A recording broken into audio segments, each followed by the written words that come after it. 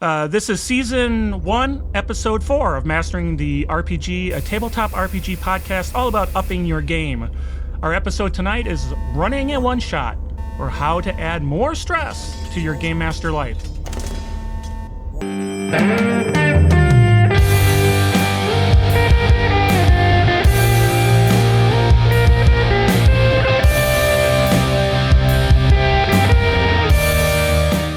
Welcome again to Mastering the RPG, a tabletop RPG podcast, like I said, focusing on maximizing your game, whether you're a game master, player, with advice, ideas, cool stuff found, and some strong opinions. And we hope you get something out of it. I'm Carl with my co-hosts Eric and James. Heyo! Heyo! G'day. And you can find all our information at masteringtherpg.com. That's one word. And if you've got questions, comments, you want us to adjudicate some arguments, we'd love to do that. Just send a note to gamemaster@masteringtherpg.com, and that's all one word, too. So let's get right into it. Why don't we go ahead? I think this week I have a cool stuff found. Cool stuff! Cool stuff! Cool stuff found! Cool stuff. All right.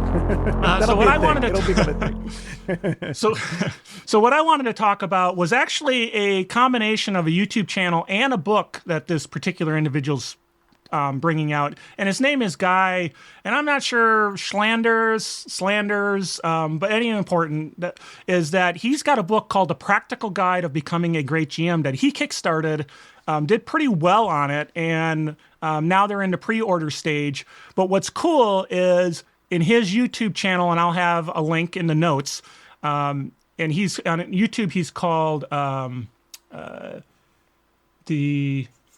I can't remember. How to be a great GM? How to be a great GM. Thank you. I can't even read my own notes. Anyway, so we'll put that link into the notes. But in his channel, he spends a lot of time talking about campaign design, how to game master, very, in some ways, very academic in the approach, bullet items, walking through things.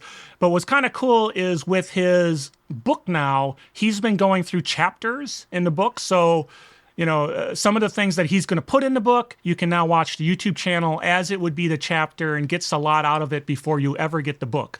I listen to his channel a lot, and I think there's a lot of things that and it's generic. It's very much not D&D focused. It's a lot of good tips and hints. I think good thing to watch if you're not watching tabletoptango.com for your Savage Worlds needs. But if you're not watching our channel, go ahead and take a look, because it's got a lot of good ideas. The videos are kind of long, so you have to, invest in it, but it's good stuff. I don't know. Are you guys familiar with him at all? Ever seen any of his stuff? I am definitely familiar with him. Yeah, I've seen him before. Really good guy.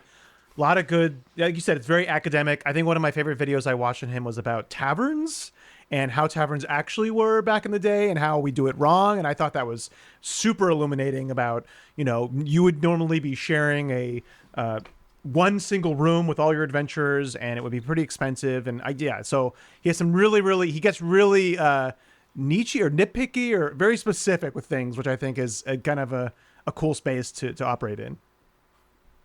So that's I've been following Guy for a while. He's an absolute stalwart of the 5th edition kind of crowd.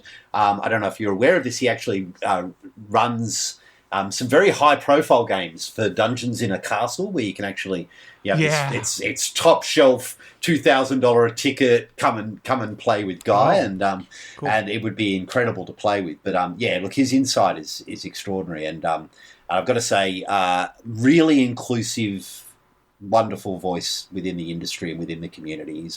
He's a lovely man. Let's just say that. I adore him, and a lot of his insights are just really great and can easily transfer to everyone's game. Yeah. Awesome. Yeah, I forgot all about the gaming in a castle. How cool of a concept is that, really? So so that's what I've got. Not a big topic, but it's all about the links, and just go watch and learn. So what do you say? Should we get to the main topic? Mastering the RPG with Carl, Eric, and James. Yeah. Let's do it. Let's do it. Do it. All right. Do it.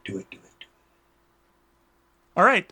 Today I am the leader of the main topic.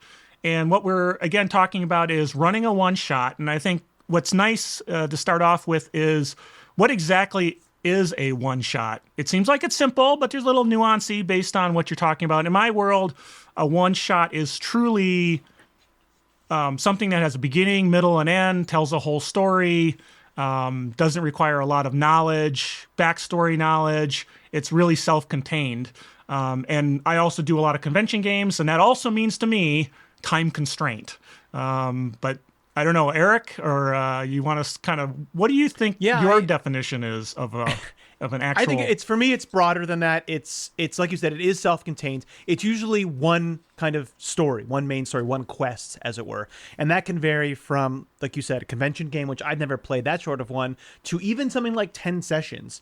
I mean, a good example of that is D20. That's a campaign. The College Humor. No. The College Humor guys, if you watch Escape from the Bloodkeep, I think it was like 8 or 10 sessions. And that, to me, that is still a one-shot in my mind, because that was a very self-contained story, very direct, very, this we're telling this one thing, we're not branching out. So I mean, obviously, generally, to me, it's usually about 2 sessions or something, 1 to 3 sessions maybe. That's where I usually play in one-shots. I definitely don't think it's just a one-session thing. Like, if a convention game is, but I think most one-shots, I don't think I've ever played a one-shot besides testing your convention games, Carl, that were just one session. I never have. So, yeah.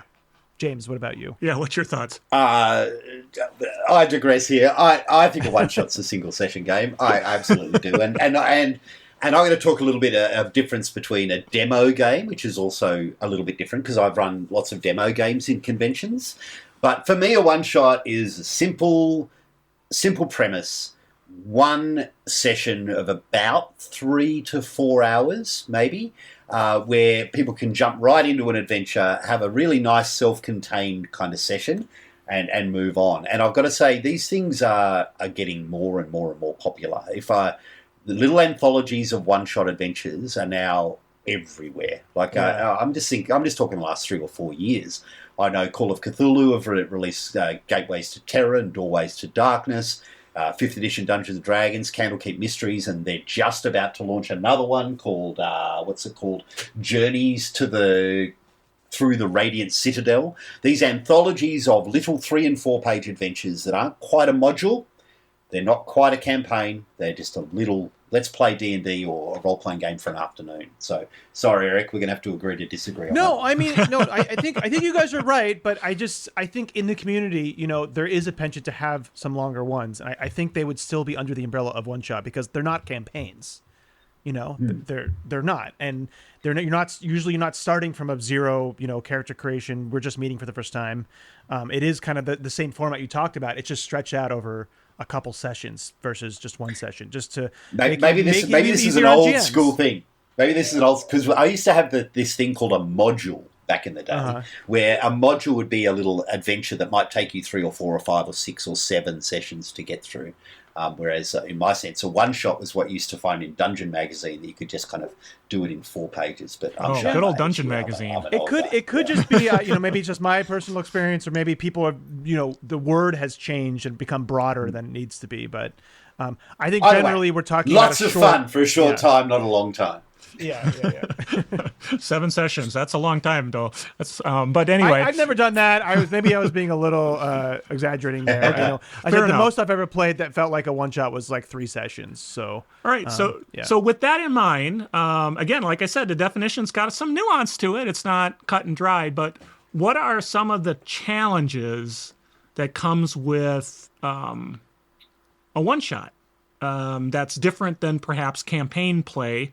And I'll open it to you guys initially. Obviously, I'll come from that perspective of the short 4-hour kind of format. But James, what do you think? What are some of the challenges that a one-shot presents to you as a game master to actually do them? Well, for me, one-shots are great, by the way. I adore them. I think they're a different skill, they're a different product, they're a different kind of way to approach Dungeons and Dragons to your long-term campaign.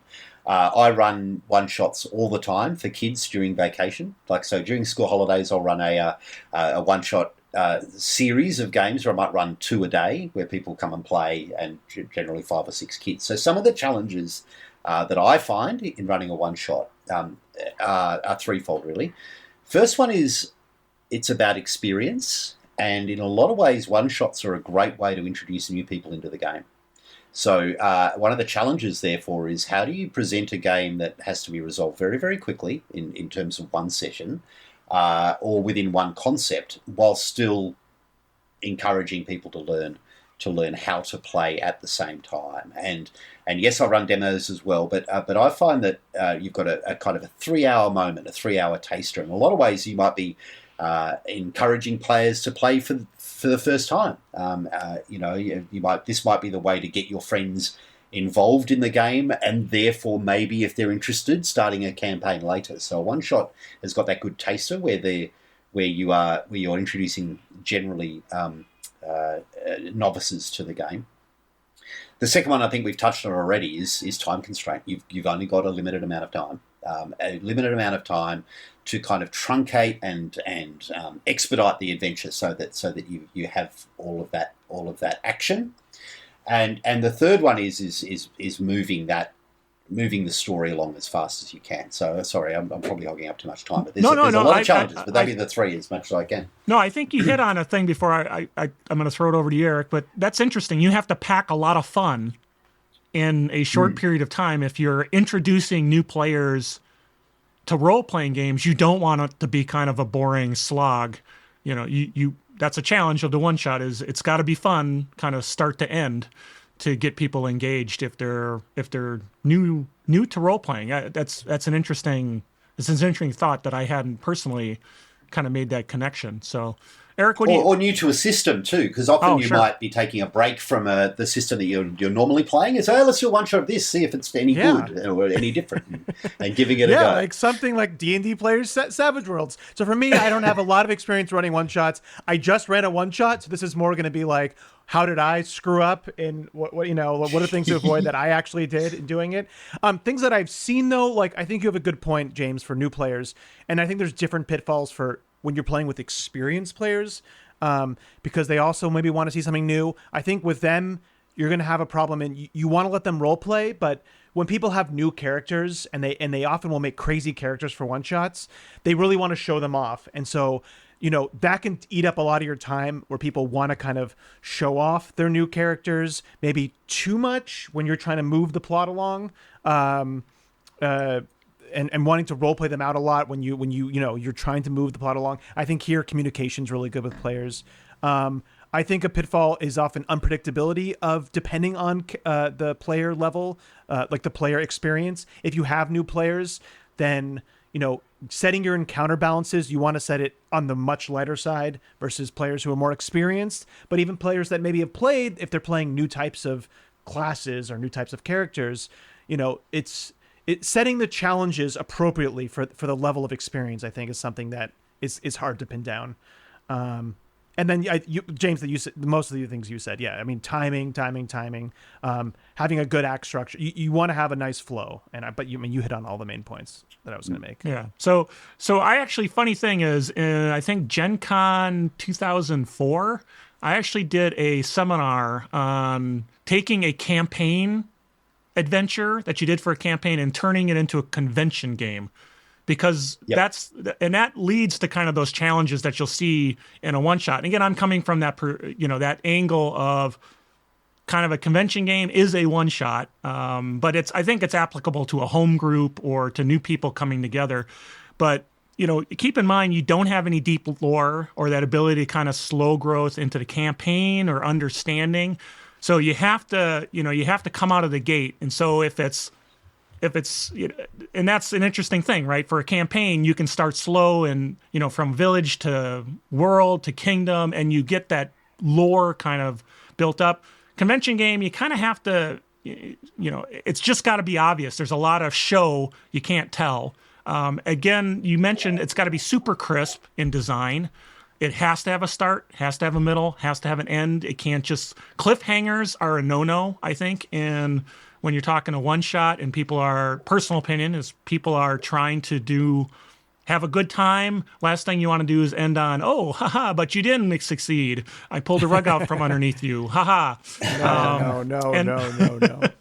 And that I mentioned it and you mentioned it, time management, because let's say, even if it is a couple of sessions, right, Eric? We just got done running through one of your sessions on a game that you're doing to show D&D players how to play Savage Worlds. And we felt a little rushed, right? Because we had 3 hours in this first session to get through, and there's things that you wanted to show and demonstrate. So time management's a huge deal. And so being able to, and I'll talk about this more when we talk about tips in creating, being able to handle that time structure. And then the last thing, the challenge is you can't let players wander off as much as you might in a campaign. In a campaign, what's absolutely fun is when players go, you know what, I don't want to go follow that MacGuffin. I want to go talk to the bartender more and understand if he's got a daughter. Oh, well, now the daughter's an interesting character that you might explore. No, guys, you know, the king's asked you to solve the goblin problem.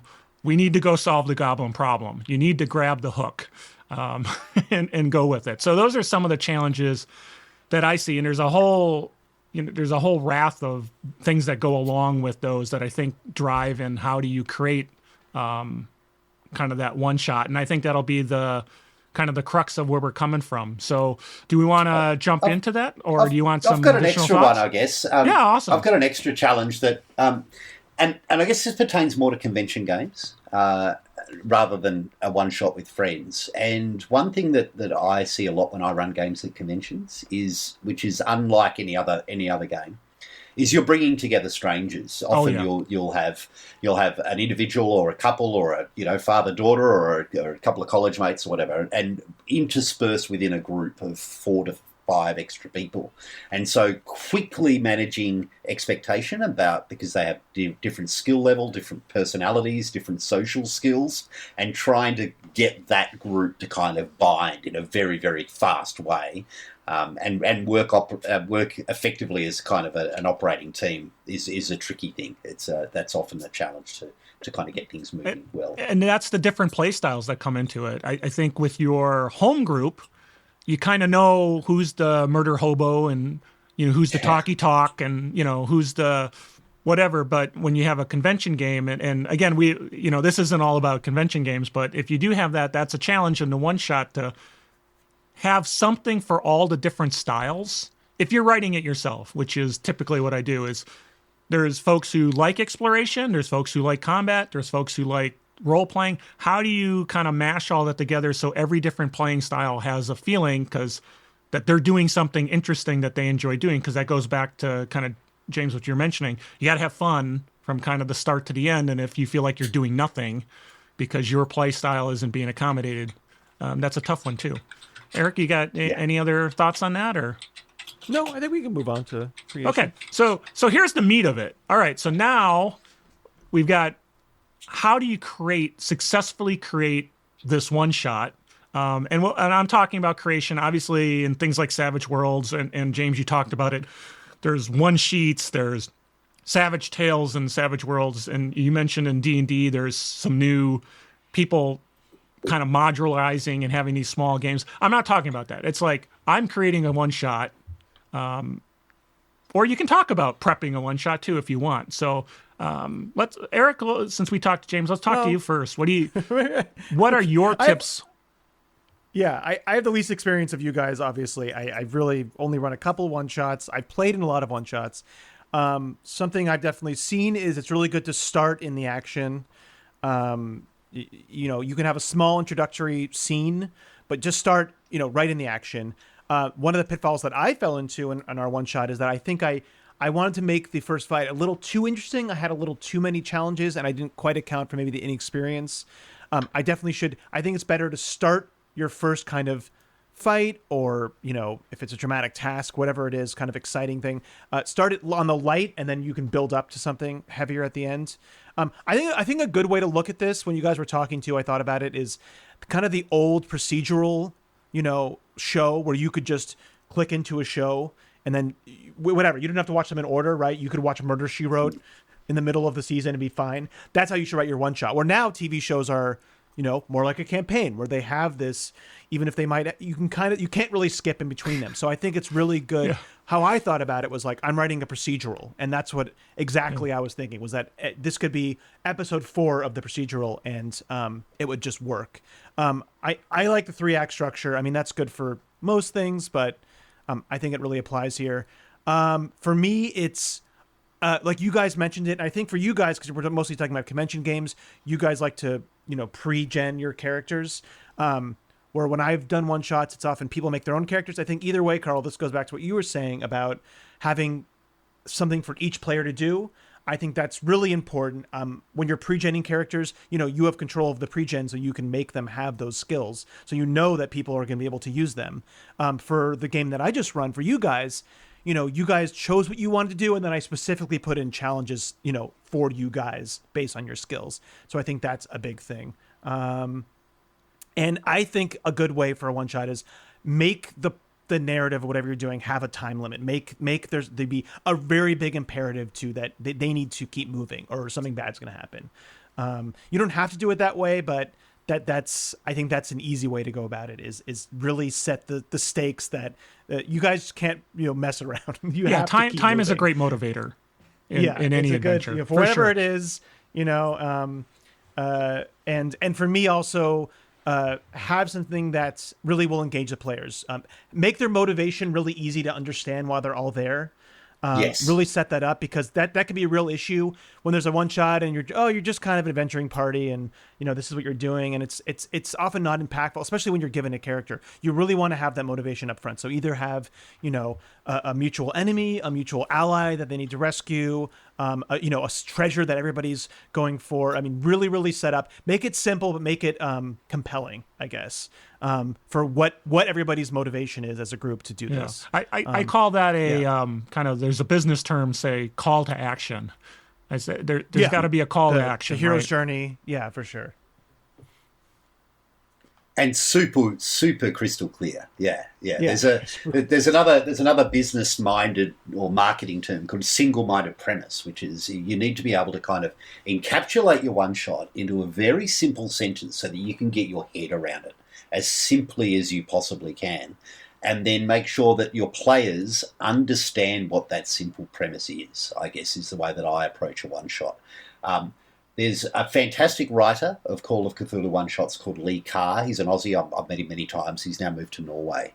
But his one-shots I love the most out of anyone I've ever played, and I try whenever I'm writing mine to emulate them. He absolutely relies on tropes that people can very easily understand. He is a big champion, and I am now too, of not allowing people to create their own characters. I run pre-mades for every one of my one-shots now. Because then you can tie the characters directly into the plot and they can easily work through it. So if I can think of some single-minded premises that Lee might do, you're a bunch of carny folk and the carnival has been infested by a mind-altering slug. Perfect, single-minded premise. You're archaeologists in ancient Egypt that are trapped in a tomb with an evil avatar of Anubis. Done. Single-minded premise. The last one I wrote, which was an Australian horror theme, you are a group of telegraph line workers who are replacing a group of people who have been slaughtered by bats. It's kind of the simple-minded premise, and off you go. And in my mind, if you can get that concept in your mind before you write, then everything funnels it nice and easy. And if you can explain to the characters and the players what it is they're up to within the first 5 minutes of the game, you would be amazed at how well it runs after that. The fact that our carny folk know that there's a mind-altering slug in the carnival makes for a really fun hour after that. The fact that they know that they're trapped in a tomb with an Anubis horrible stalking kind of werewolf guy makes it really fun after that. And so getting to the point, having the players understand exactly what it is they're facing, really, really easy, and building the characters into that story. So there's a really strong reason. For me, they're the best tips of when you write one. But that's first premise, I guess. How then you spread it out and make it enjoyable is a whole other thing. But for me, come up with a really solid idea that everything else will hang off. What's interesting is, again, not to get too hung up on conventions, but I'm going to. you have to write a description for your convention game to get people to play it. And if you're not writing it exactly, James, the way you said it, it's got to be obvious what they're doing and why they're doing it. And because they're going to want to play the game because of that premise. And so you only have a couple sentences to do it. So it better be pretty clear. And the ideas that you talked about, that's the kind of thing that would be written in those descriptions. You're caught with Anubis, and can you now blah blah? So it's cool. Can you survive the night of terror? Trapped in a terror. tomb with Anubis? That kind of stuff. Yeah, it's great. 8 a.m. And so, I mean, once you've got that idea shaped, then you can start to pace out and write out your 3-act. And Eric touched on 3-act before, which is that really strong start, and then the crescendo into the end.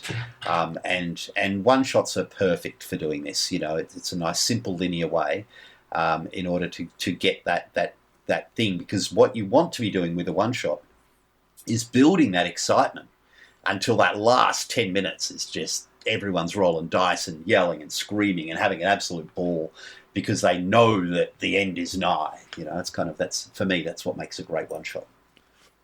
Yeah, that's cool. Yeah, when people get excited. From my standpoint, I think you hit really on the head to start off with. The setup and the call to action are most important. It should be obvious what we need to do or why we're doing it. Again, I only use pre-gens for convention games. You just don't have time to create them anyway, because you can tailor them to specific activities within the game. Eric, you did have the opportunity. We created the characters and then you tailored the game. So it was flipping the script, but it was the same thing, which was like, I know what everybody's capability is and I want to make sure that they can take advantage of that. I think another thing that we touched on is it's got to be super simple. The goal, what you're trying to, like you mentioned, we're trying to survive. We're trying to do something. It has to be super, super simple what the goal is, because people have to latch onto it because they don't have backstory. They don't, they don't understand the machinations of the king and his court and why there's this jester they don't know any of that. It's just, it has to be pretty super simple, clear as to what they're trying to do and why they're trying to do it. While you're building out these capabilities, or the game too, is I think it's really important that you don't get too clever in what you're trying to do.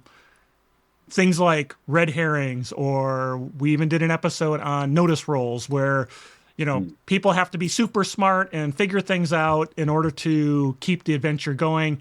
They got 4 hours. If you make it too clever, you'll have people spend an hour at a door arguing how they're going to disarm the trap. This isn't Gary Gygax's Tomb of Horrors.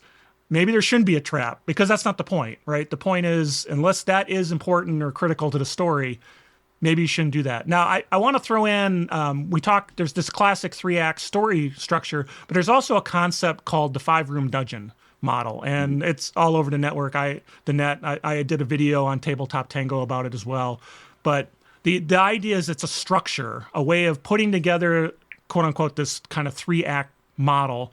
And the first part of it is there's a room which represents the entrance or the guardian. There's a challenge to get in, a challenge to get past in order to get. And now this doesn't have to just be a dungeon, right? It uses a dungeon, uses the dungeon as kind of the concept model, but this makes sense for everything. So there's a challenge to get past, and this might be like, Eric, you talk about get right into the action. There's a thing we got to get past. It may be a simple battle, what have you. Then second is there's a challenge. It could be a puzzle, could be that role-playing challenge where characters now get to interact with the environment in a way, use their skills in a way that we've designed the characters to take advantage of. The room 3, they usually talk about a red herring, and I just said don't do that. But I really think of it as a twist. There's something, you just got past this puzzle, you know what you're doing, and then suddenly it's not quite the way you thought it was going to be. For example, I got past there's a trap. I got past the trap, it's great, but there was something waiting for me on their side. It might have been a lieutenant, it might have been somebody who knew that I was getting past that, and it causes me to have to rethink my strategy. And then finally, after all that, you can start building into the climax. And it doesn't have to be a battle, doesn't have to be a conflict. It could be, I guess in some game systems like, you discovered the thing that you were looking for. There's the dagger of, Anubis that you were looking for, and you found it now, and it's great, and it's beautiful. And then the last part of the 5-room dungeon design is the conclusion, again, the leaning it all out, but you also can add a little bit of a plot twist or something that leaves the players sort of going, I succeeded.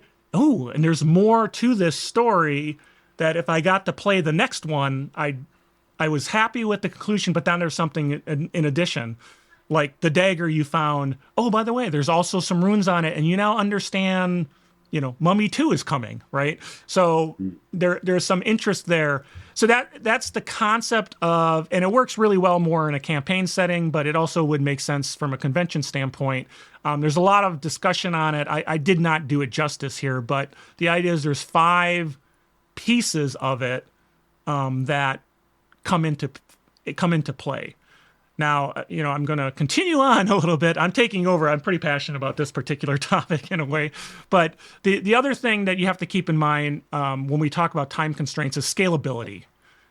We're going to have things that the players do in these 3 acts. There may be 5 things, there may be a combat and a this and a that. You have to make sure that you're able to remove or add based on the player's capability and what they're doing. And I just did a play test with Eric and some folks on a Dragonlance adventure I'm running at a convention.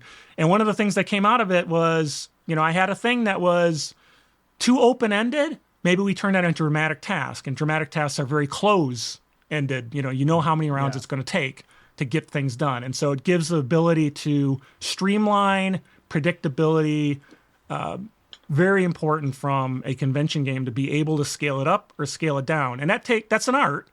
But the whole point is write the adventure knowing that, if you have to pull out the woodsman because you don't have time for that role play with the woodsman, the information he's going to give you is available before you get there.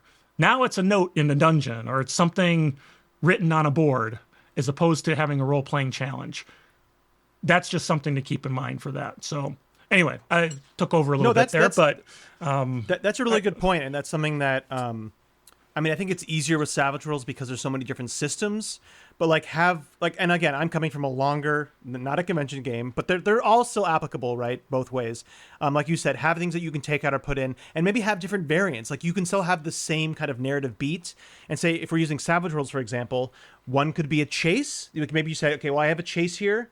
That if they get to it, they can do a chase. But if you are, have a variant of that where it's just a quick encounter, right? So it's still the same. It says the same part of the story. It's just a shorter version of that. Or, if you have a combat that maybe it's over 2 different maps, like you have an exterior and an interior, you can just drop that exterior if you need to and just have the interior. So there's ways where you can still have the same kind of points, but you're just messing with either, the systems that are being used or the type of the way you're narrating it, things like that. I think that's, at least I've seen for longer ones, you can have some fun with it like that. Yeah, makes a lot of sense. In a lot of ways too, when we talk about these 5-room dungeon or a 3-act play or these narrative beats, one of the things that I try and do too when I'm writing one of these is be very specific about your timing. At the end of the day, you've got to get a resolution, and you need this. You can't say, well, hang on, we're going to need another hour, because people aren't going to be available for that. So in a lot of ways, timing what you're doing or allocating specific times for specific parts of each adventure, for me, is really critical. So that way you can kind of keep an eye on the clock in ways that perhaps you wouldn't normally in a campaign. So, for example, I run 2-hour and 3-hour one-shots for children a lot. And so with a 3-hour one-shot, you need to be done. You need to be in there within an hour. You need to be kind of finishing the major challenge within hour 2, and you need to be winding it up and getting ready for your crescendo by halfway through hour 3.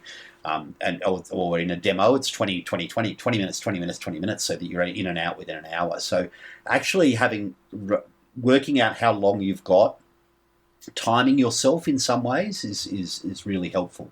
I will often play test is obviously critical if you're gonna send it publicly, but I will often read things and kind of get a sense and run mock combats just to get a sense of how long these things might go.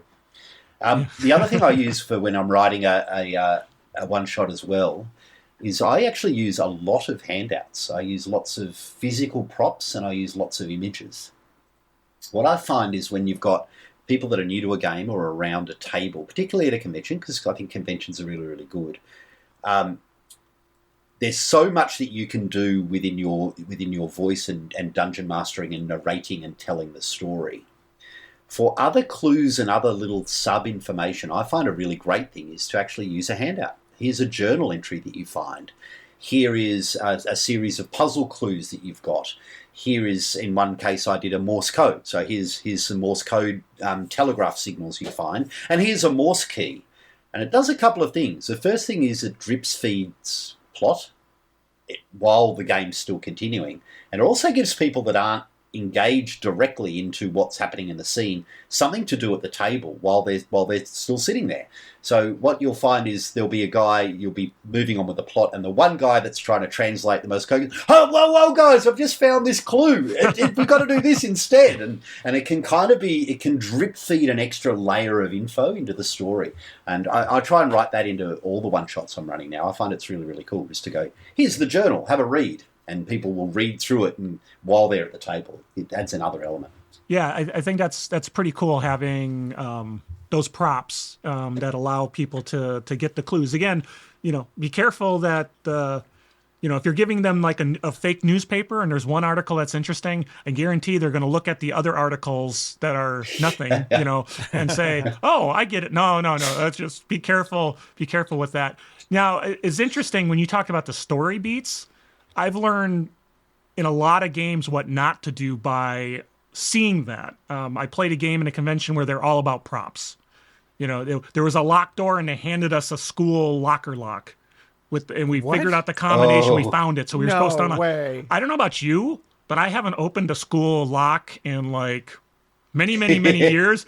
Now, that's 3 turns and then 1 turn back, and literally we spent 30 minutes of the convention event on this first puzzle. Oh my God. Which should have been just like roll a dice, and we figured it out. Yeah. Because they were trying to be clever, and so so if you feel like you're at 10 minutes before the end of the game and you haven't got to the point yet, you're not doing it right. I mean, I'm sorry, we can say this, but you've just done it wrong. I mean, I know if you're having fun, you're doing it right, but in that case, you're doing it wrong because the players, the players are just not.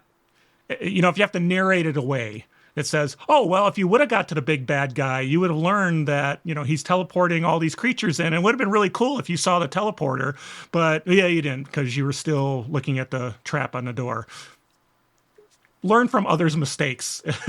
and I think take this is a real advantage of it. KISS situation, right, Carl? You're saying, like, keep it simple, stupid. Like, just always on the simple side. That's a safer place to be. Yeah, that's a good point. Yeah, that's true. That's true. Keep it simple. That goes back to simple goals, call to action, all that stuff. Pull it together for sure. Yep. Any other thoughts? And I agree with it. And the scalability is important. Knowing these are the critical things that you've got to do to get the pathway going. And these are the added extra bits you could add if you've got a little bit more time. And this is the bit that you can get rid of if you don't. And I also tend in my back of my mind when I'm writing one is what's the escape clause here? What is the panic 15 minutes before the end and they just haven't got it? How do I bring this to a close quickly if I need to? How do I add that? And you can't just do, oh God, it's 5 minutes. All right. The next shot kills the bad guy is very unsatisfying, but it's that trigger point of I've got 20 minutes to go. This is where I'm at. How do I bring this to a head fast? Is just having that little thing in the back of your pocket just to kind of go, here it is. And often that's about having that time-sensitive feeling about what's going on. So, for example, the slug that's taken over the carnival, the people who sold the slug to the carnival are actually arriving to collect the slug now that it's done its job, now that it's invaded the carny. These horrible alien beings are arriving in their pickup to pick up the slug. And that happens 20 minutes before the end of the game, no matter what. So you have a crescendo, you have an impact. With the necropolis one, where people are trapped in the tomb, they run out of oxygen 20 minutes before. So you bring it to a close. That way, no matter what happens, you get a result, which is very important for one-shot creation. Yeah, that's brilliant. That's brilliant. I love that thought process. And obviously you need to keep your eye on the clock, even if you're doing it like Eric talking about a one shot that goes off multiple sessions. If you're expecting it to be 3, you don't want it to be 9 because you still have to make sure you're moving things along and understanding when things should be happening. Because if you're like 20 minutes from when the 20 minutes should happen and no one's there, it's time to pull, it's time to nudge, it's time to, get rid of the notice roll and just tell them what they need to know. Because, hey, you're a very skilled person. Here, you know this, right? So, yeah. So Eric, we talked a lot about, that side. Any other thoughts on, as you were prepping your one shot multiple session or you've been involved in? For creation? Yeah. No, I think that was pretty much, all those things apply to the longer ones. You just have more space. I think the only trap there is like something that maybe I encountered a little bit is that you can go a little bit more because you think you have more time, right? But Always. as I discovered the other day is that I still had to meet that. And I mean, I ended where I wanted to, and it did. We went a tiny bit over. I think we went like 5 minutes or 8 minutes over or something. We ended where I wanted to, but that was because I think we'll talk about this in the running section. I had to kind of hurry people along. Okay, great segue. So let's go ahead and talk about. So we'll have a little bit of tips on running the event, which is more GM focused, but then we're also going to have tips for players after that. So stay tuned for that. So let's talk about tips for actually executing the event, running it, this beautiful creation you had. So I don't know. Let's start with James on that one. Preparation's the key, in my sense, for running it. Whenever I run a convention game, but even a school holiday game or even one with friends, it's about having everything you need and making sure you've got everything you need. That's dice, that's pencils for all the players. It's good crisp character sheets with good backgrounds already written up. I can't stress enough about having that little 2-paragraph background story for every character so they can read it like when you're first introducing the game. I like to keep a very strict time frame and have a good set of notes to make sure I don't forget things. And that's things for me like lines and veils or an X card if you're using it to try and, to work through inclusiveness and making sure that you've got consent for some of the content you're running. But that's because I run a lot of horror at conventions. So I run Call of Cthulhu for Chaosium more often than not at conventions. So there's often a lot of kind of really adult themes in those games. I think most people know what that's set aside. I think most people know what lines and veils are, but would you just kind of give the 2-sentence what that means? Yeah, so a line and veil is really about here are the things that as a player, as a game that I'm happy to have that I don't want in the game whatsoever. Here is some of the things that I'm happy to have, but it can't be alluded to directly. So it can be alluded to, but not directly experienced. And it's about getting player consent so that you're all on the same page. So you're not stringing people with content that might be offensive to one and not to another. An X card's a whole other thing. An X card is just a very simple prop that you have on the table. That if a player is uncomfortable or a dungeon master is uncomfortable, they just quickly touch the X card, and then there's a no question. I'll just move on and tone it down a bit, or intersect a little bit. So they're good tools to have, and I think we'll probably end up doing a session on these in the future. In terms of running one, I'm big on being big for me. So for me, at a convention in particular, my one-shots are a bit of a performance. I tend to be the biggest, craziest, weirdest guy in the room. I stand up when I run them so that I can keep the energy levels high. I tend to be really overt and very large right from the get-go. I treat this like a kind of a story time on steroids where you're like, here, children, sit around the table, let me tell you a tale. And I get very big very, very quickly. And I jump straight into the violence. Like it's kind of big dramatic opening scene. I bang on the table. I am not afraid at all of getting a crowd of lookers on to be watching the chaos that is my one shots at conventions. It's probably a little egotistical of me, but I find that a really entertaining, punchy one shot. You gotta elevate your energy levels a bit. You gotta be bigger than you might normally be with a nice staid kind of campaign. So I'm always over the top, always drawing a crowd. The other thing I tend to do is be a little free and easy with the rules. Like I say, I run demos a lot. So this is for people who have never tried a game before.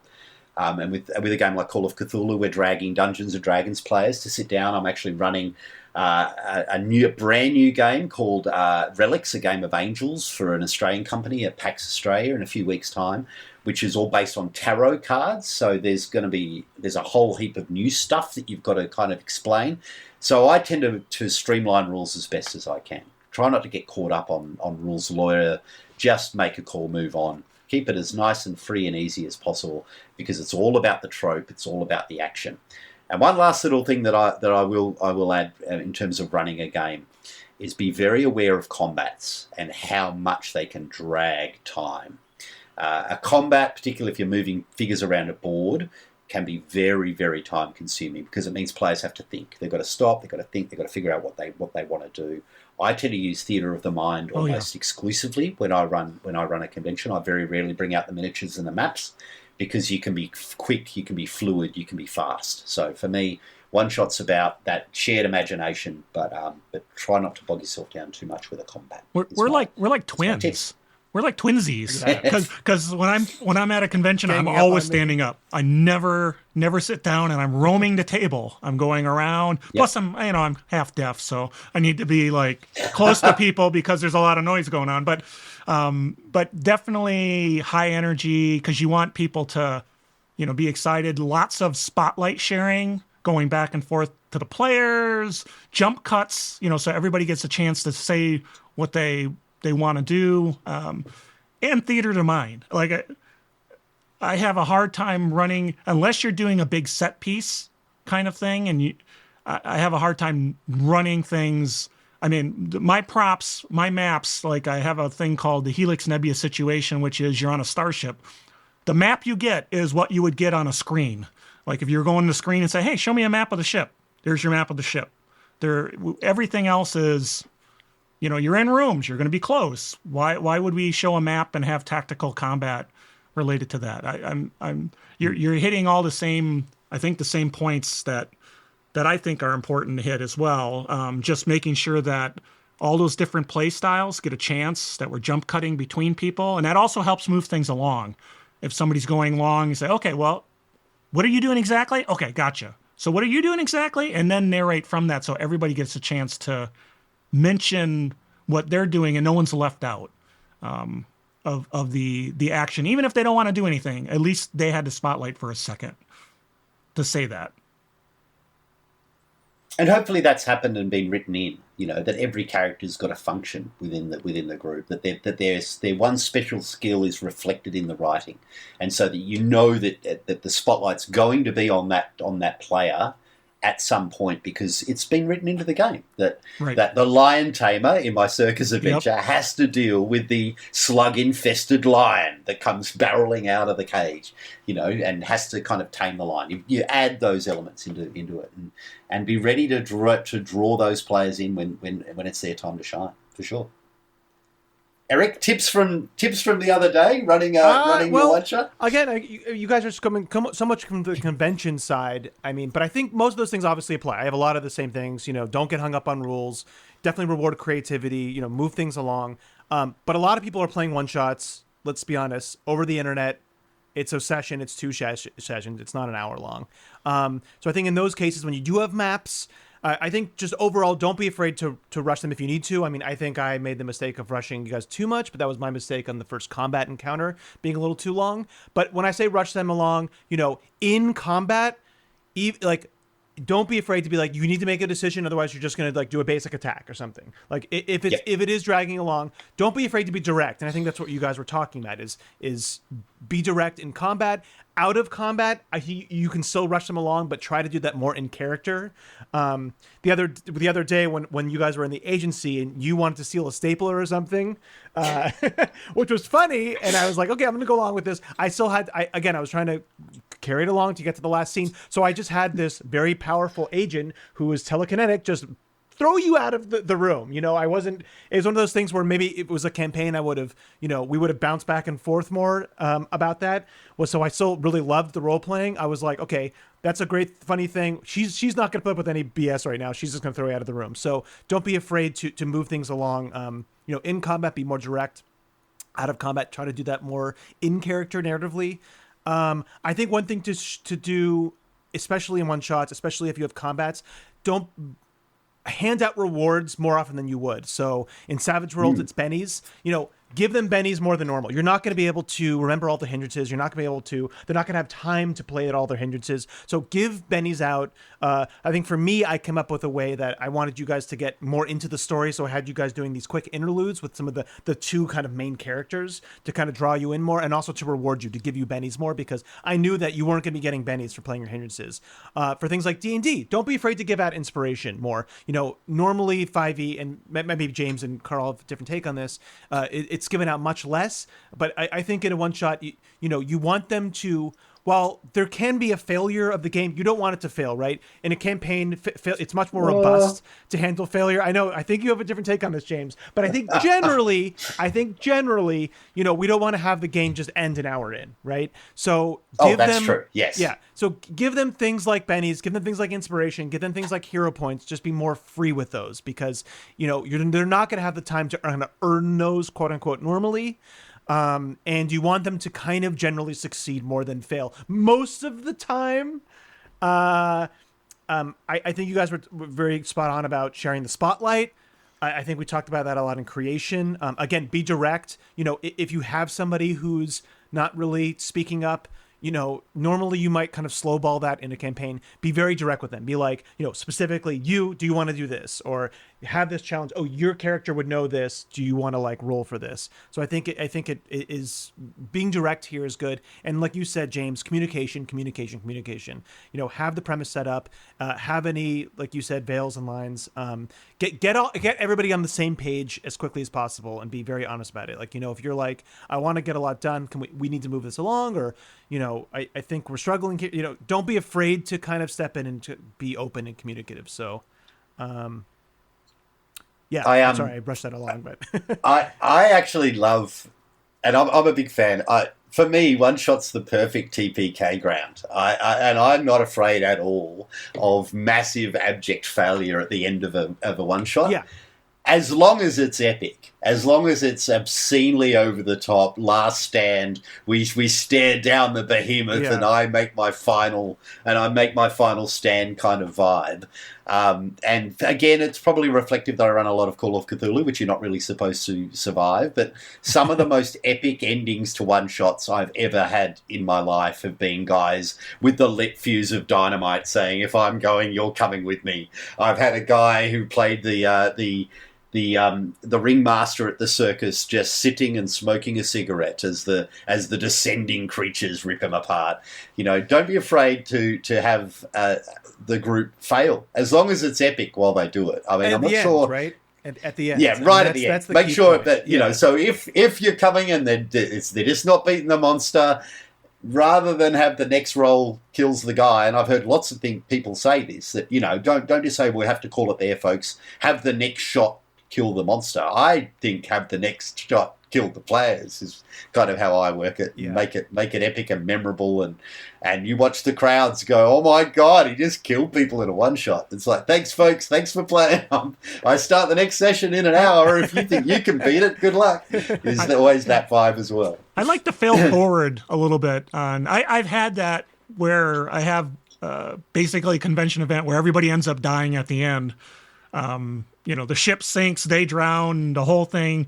But in the end, the sinking of the ship is a good thing. They all died, but in the end, Yes. they failed forward, Yeah, and it did something. the thing yeah. on the ship that they were trying to protect, now it's at the bottom of the ocean. They fought the dragon. The dragon kind of won, but didn't really win. And yeah, it can be very satisfying to know that your character, because that's big in movies, right? You know, in the end, I do my last stand, and my sacrifice meant something bigger than my own life, right? So that's. And players will be more open to it too, because it's not their character that they handcrafted, right. wrote a 3-page backstory, have built up and curated over whatever 15 hours or whatever. So it is a good opportunity to kind of have those beats that normally you wouldn't want to happen in your campaign game. I play my character like I stole it. In the end, so It's like a car. You drive it like you stole it. We play our characters like they're going to die. We don't care. All right. So speaking of players, right? Ooh. That's a good segue. Good What transition. about tips for the players in a one-shot? Obviously, I think. Go ahead. Oh, sorry, go on, Carl. I was just going to say, obviously, take the darn hook. Okay, go ahead, Eric. Yeah, that's, Yeah. 100%. I mean, I think we just talked about this. When you're this is a game where you're making a character, like I said, I play longer ones where usually you're allowed to make a character. So if you're making a character, go way out of type. Like, really try and do something completely different. You'll be very surprised. It's a perfect ground to try a character that you normally don't play. That's what I usually, when I do one-shots, I always try to play something that I'm just, my normal kind of, and I play different characters, but this is like way out of type, right? So I think that's a really good way to kind of mix it up, to keep it exciting, to keep it fresh, to kind of learn something from it. If you are doing a pre-gen, even if they've given you something, like I think in your testing game, Carl, and I think we talked about this in the role playing, I really quickly just had I didn't know much about the setting, but I was like, there's a war going on. He's a dwarf. I was like, my lover got killed in the war. And that's I had this one motivation that it really stuck me through. And that kind of helped me keep my role playing beats throughout the whole one shot, even when I only had a couple lines here and there, but give yourself that simple motivation or simple flaw. I think we talked about this a lot in the role playing. And you said, take the hook, give the GM a break. If you're listening to this, we've gone over, timing is so crucial. Like I said, with people want to share their characters, be very aware that, be respectful to the GM, especially, and be respectful to the other players. Have your moment to shine, but really try to move it along. Give the GM some bones sometimes if they are trying to move it along, go along with that. I think that's really important. If you are making a character, that's my main kind of tips for playing a one-shot well. I don't know if you guys have any insight into that or... Oh yeah, it's take the hook, but yeah. On top of that, you're here for a short time, not a long time, right? Not a good time, not a long time, I guess is the thing. Use the spells, use the one-shot items that you've never been able to use before. Insert yourself into the risk. Yeah, there's a massive, that hallway's on fire, but I don't care. I'm running down the hallway. Yeah, I'm going to stand and fight the monster. It's that. You should, if the one shot's well crafted, by the time you start to get right into it, you should get an understanding about what it is that you're going to be, what it is you're going to be doing. Confront the game and do so in the most over the top, crazy way possible.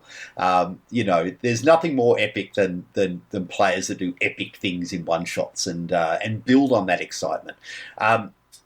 There's etiquette stuff as well, I guess, in some ways. Again, I'm talking convention-based in some ways, but you are playing with strangers. So be nice. Be excited. Applaud when someone's got a great idea. If that little 11-year-old kid that's playing D&D for the first time at a convention with their dad comes up with a cool idea, go with them. I like that. I'm going to go with him. Yeah. Yes, support the players. Be big and be bold is kind of my thoughts on playing. And that's a really good point, but there is the other side of don't hog it, though. Don't constantly be Leroy Jenkins, Leroy whatever. Leroy Jenkins, right? Don't Leroy Jenkins everywhere. Do the crazy things, like I said. Play out of type, but don't Well, share the spotlight. I think you hit it. Be GM... respectful for the other players who are there. They, in a convention world, they all paid money. They're all taking time out of their day to play the game.